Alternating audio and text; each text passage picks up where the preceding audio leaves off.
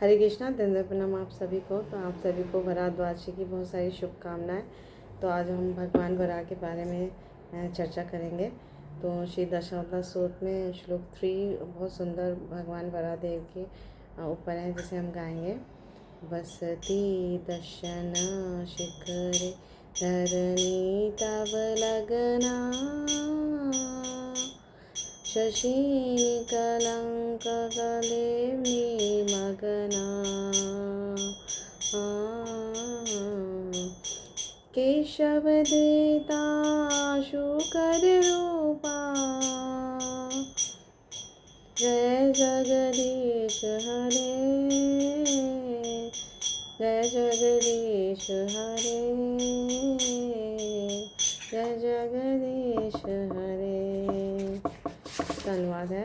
हे केशव, हे जगदीश, हे वराह का रूप धारण करने वाले श्री हरि, तुम्हारी जय हो।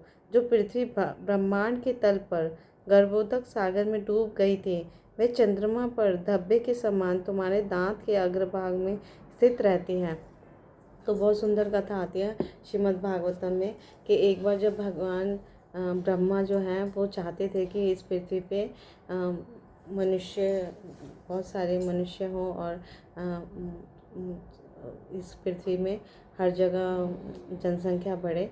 तो वो अपने एक मानस पुत्र मनु को, स्वयंभू मनु को प्रकट करते हैं और उनकी जो अर्धांगिनी शत्रुपा, तो उनको आदेश देते हैं कि जाओ और पृथ्वी पे पुत्र उत्पन्न करो और पृथ्वी पे जनसंख्या बढ़ाओ।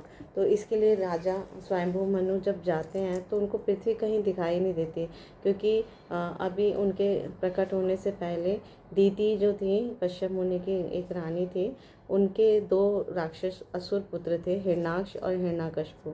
तो हिरण्यकशिपु को वध करने के लिए भगवान नरसिंह भगवान ने अवतरण लिया था। लेकिन उससे पहले ये कथा आती है कि उनका जो भाई बड़ा असुर हिरण्याक्ष था, उसका वध करने के लिए भगवान वराहदेव का प्रकट होना था। तो हिरण्याक्ष ने क्या किया था, क्योंकि वो बहुत बलशाली था, शक्तिशाली था, तो अपने शक्ति के गर्व से वो चारों तरफ ढूंढता है कि मैं तबाही मचा देता है। इवन पृथ्वी माँ को पूरा उठा के गर्भोदक सागर में डुबो के, धरती पे सागर के नीचे पृथ्वी माँ को डुबो के आ जाता है, क्योंकि असुरों की यही प्रवृत्ति होती है कि देवताओं को वो हमेशा परेशान करते हैं।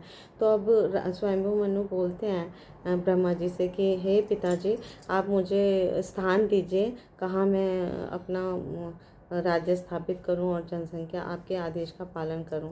तो जब ब्रह्मा जी ध्यान में देखते हैं कि पृथ्वी का कहीं अता पता नहीं है, पृथ्वी को तो गर्भोदक सागर में डुबो दिया है हिरण्याक्ष ने, है ना, तंग करने के लिए। तो ब्रह्मा जी अभी सोच विचार ही कर रहे होते हैं कि उनकी नाक के छिद्रों से एक छोटा सा जीव निकल के आता है, और वो मतलब बिल्कुल छोटा, चींटी के साइज़ का, और धीरे धीरे निकल के आके वो इतना विशाल हो जाते हैं, इतना विशाल, पूरा ब्रह्मांड को वो कवर कर लेते हैं। और वो भगवान वराहदेव होते हैं, और वो शुक्र रूप में उस वक्त अवतार लिया होता है।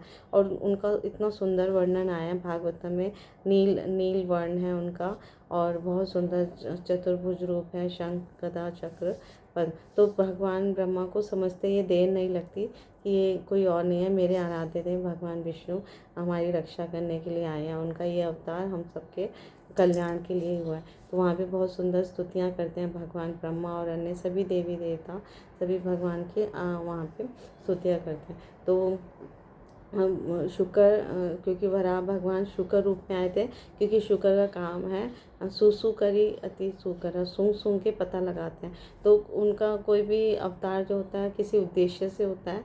तो भगवान यहाँ पर शुक्र वराह देव के रूप में आए थे, क्योंकि उनको सूंघ सूंघ कर पृथ्वी का पता लगाना था। तो वहाँ जाते हैं, तुरंत वहाँ से जाते हैं ग्लोरिफिकेशन स्तुतियों के बाद, उनके अर्चन के बाद। तो गर्भोदक सागर में नीचे तुरंत समुद्र में गर्भोदक सागर में कूद लगा के, छलांग लगा के ढूंढते हैं पृथ्वी को। और उनका जो सूंड होती है, टस्क, है ना, अपने दांत के अग्रभाग में पृथ्वी माँ को ऊपर लेकर आते हैं। तो क्योंकि पृथ्वी माँ को अब स्पर्श मिला होता है भगवान विष्णु का, तो इसलिए पृथ्वी को भगवान की अर्धांगिनी भी कहा जाता है। भगवान शुक्र उनके पति स्वरूप माने जाते हैं। तो वराहदेव और पृथ्वी का, क्योंकि यहाँ मिलन है।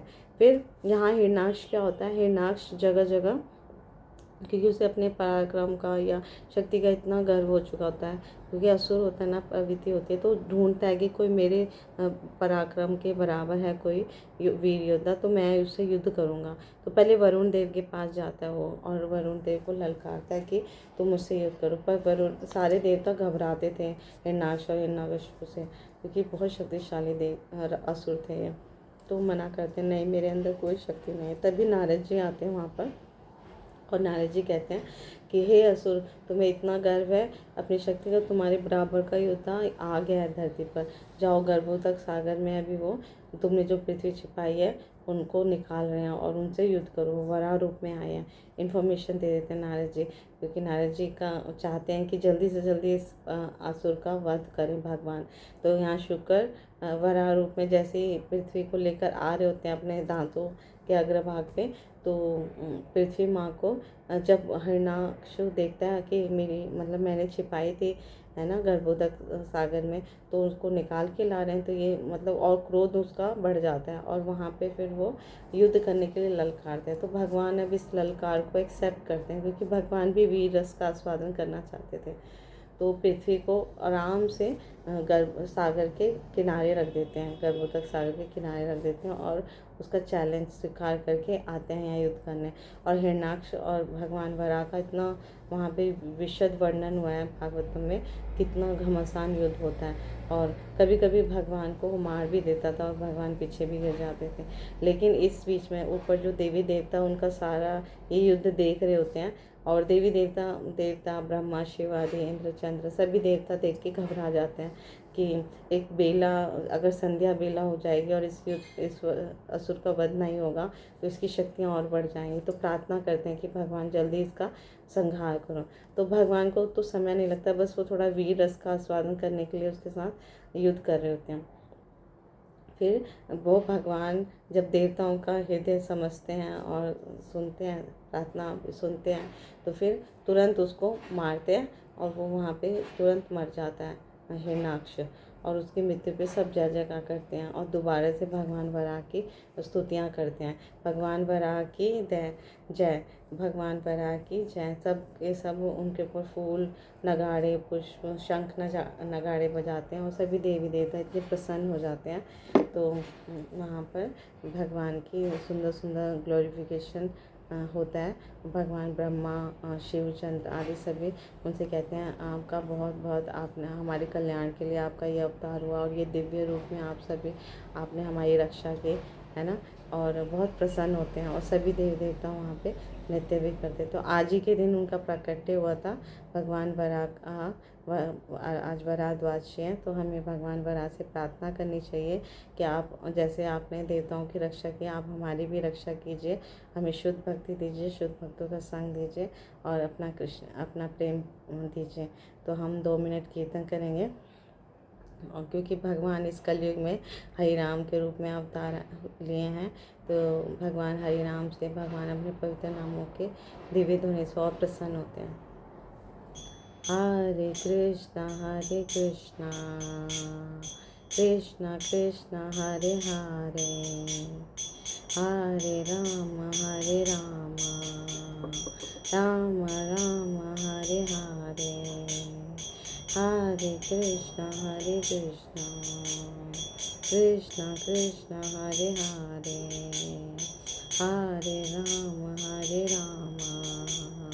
राम राम हरे हरे, हरे कृष्णा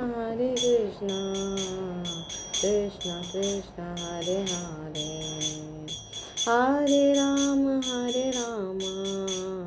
राम राम हरे हरे, हरे कृष्णा कृष्णा कृष्णा हरे हरे, हरे राम